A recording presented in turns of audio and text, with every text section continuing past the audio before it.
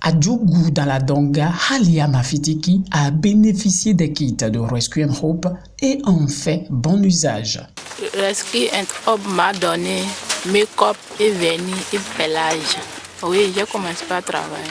En fonction du marché, ses chiffres d'affaires augmentent. Avec les clients, ça se passe bien. Par jour, souvent, je vais trouver 2500.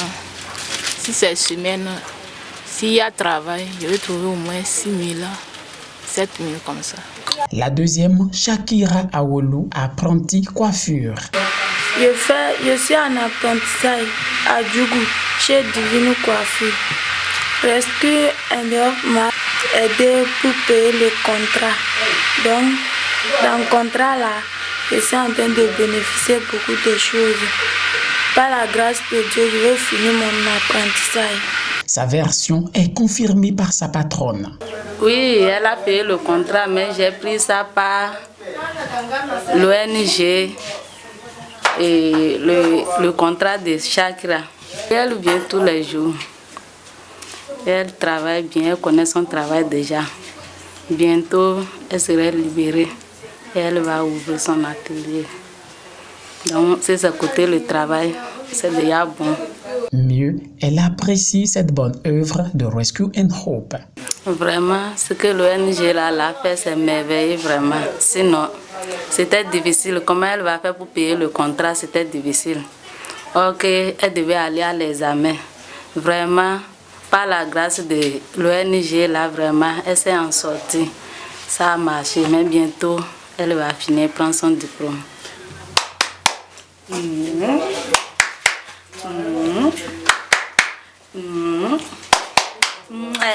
Marie-Thérèse Agbagli, elle, est bénéficiaire d'une machine à coudre. À notre descente sur le terrain, à 15h30, la machine est bel et bien en activité.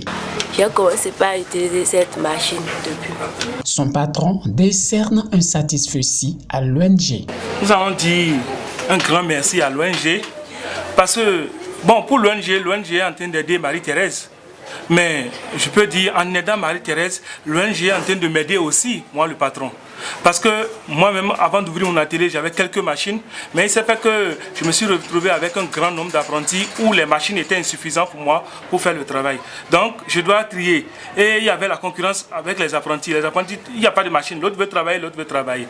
Donc, du fait que l'ONG a donné la machine à Marie-Thérèse, qui n'a pas encore fini son apprentissage, ça l'aide à vite travailler. Donc elle a plus la chance de prendre la coupe et d'aller s'asseoir et de travailler. Donc pour ce faire, nous allons dire un grand merci à l'ONG.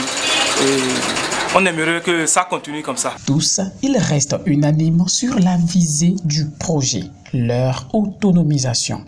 L'argent que je trouve, ça me permet de m'habiller moi-même. Je n'attends plus parents, soit un homme pour m'habiller.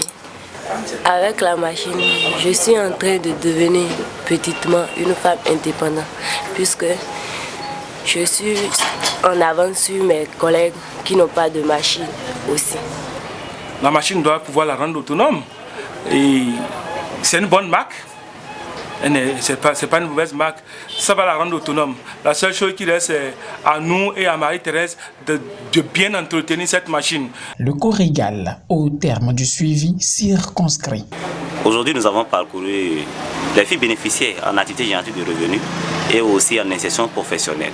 Sincèrement, pour vous dire vrai, c'était vraiment très bon à voir parce que toutes les filles étaient à leur poste de travail. Elles sont toujours au poste, elles sont de travail et vraiment elles ont témoigné que ça a été vraiment bénéfique pour elles. D'abord, avant que nous leur offrons tous ces appuis, il y a d'abord eu, des séances de formation en leadership, en entrepreneuriat. Vous voyez un peu ce qui les rendra sans aucun doute les filles autonomes. Et ce que nous avons parcouru, vous-même vous avez vu, ça témoigne que vraiment elles sont actives. Et si vraiment elles sont actives comme ça, nous ne pourrons qu'espérer le succès d'ici là. Elles seront autonomes. Elles sont bien heureuses de cette nouvelle dynamique de leur vie grâce à Rescue and Hope.